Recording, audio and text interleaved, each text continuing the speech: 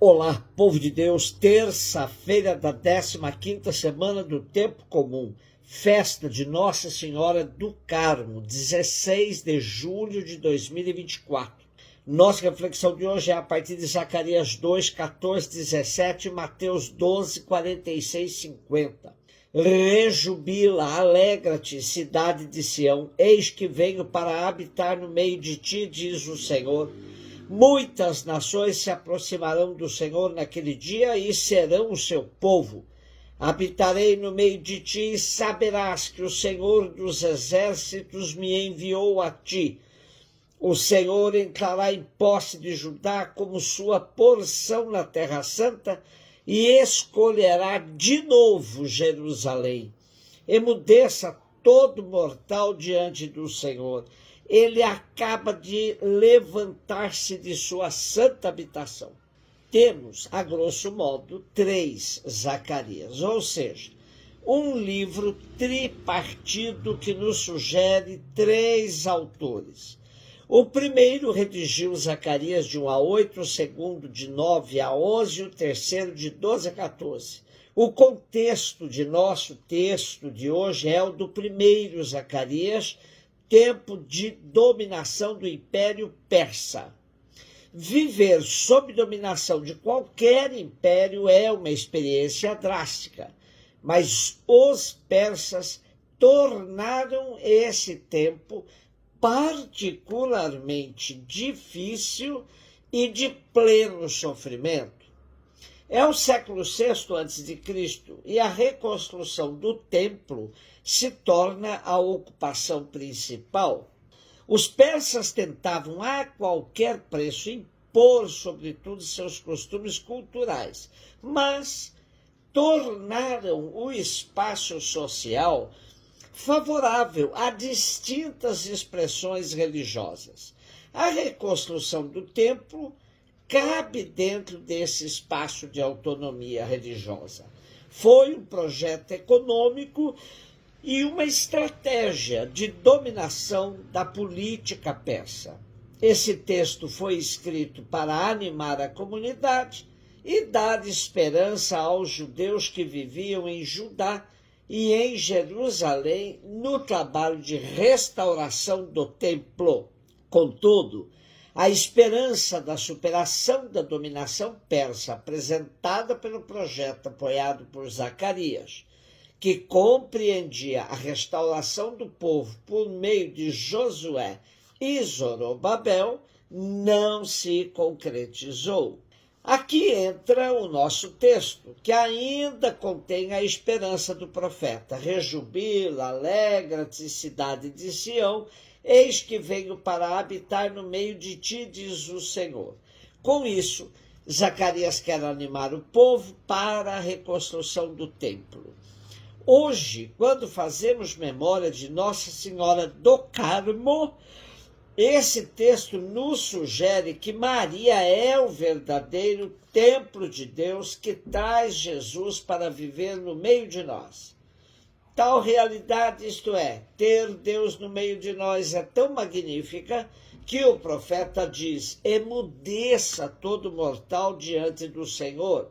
Ele acaba de levantar-se de sua santa habitação. Mateus 12, 46 a 50. Enquanto Jesus estava falando às multidões, sua mãe e seus irmãos ficaram do lado de fora procurando falar com ele.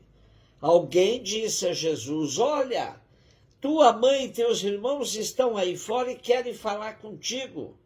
E Jesus perguntou àquele que tinha falado: quem é minha mãe? Quem são meus irmãos? E estendendo a mão para os discípulos, Jesus disse: eis minha mãe, eis meus irmãos, pois todo aquele que faz a vontade do meu Pai que está nos céus, esse é meu irmão, minha irmã e minha mãe. Interessante comparar nosso texto com a narrativa de Marcos, que é mais recheada de detalhes. Marcos diz que os familiares de Jesus, além de não acreditarem nele, até pensavam que ele tinha enlouquecido. e tentavam levá-lo para casa.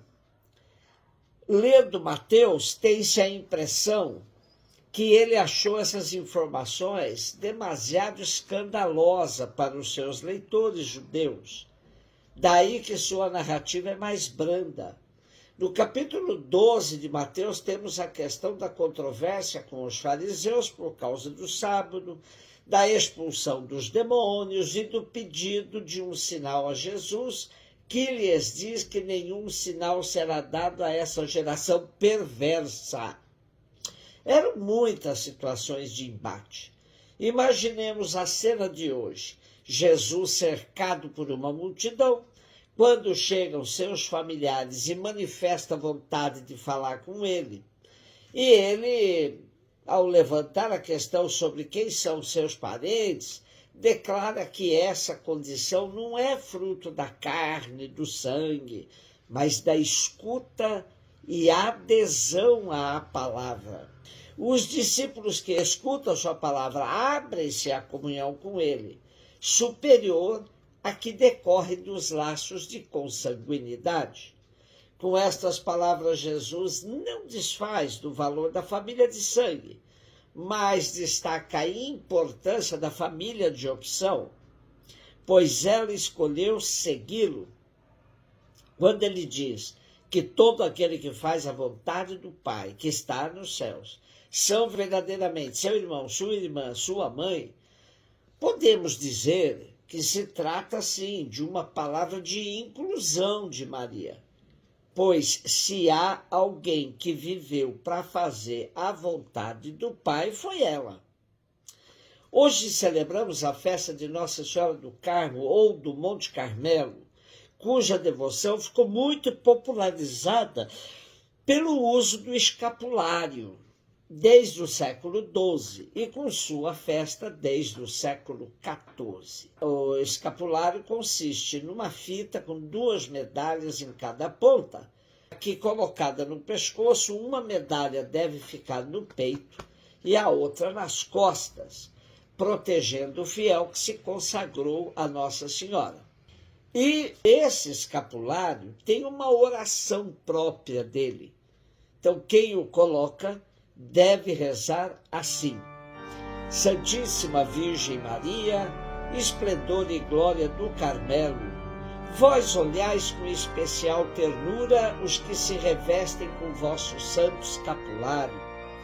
Cobri-me com o manto de vossa maternal proteção, pois a vós me consagro hoje e para sempre. Fortalecei a minha fraqueza com o vosso poder. Iluminai a escuridão do meu espírito com a vossa sabedoria. Aumentai a minha fé, a esperança e a caridade. Adornai a minha alma com muitas graças e virtudes.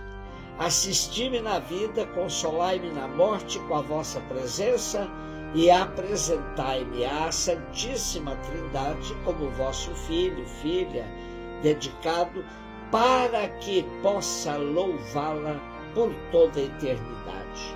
Amém. Um beijo no seu coração.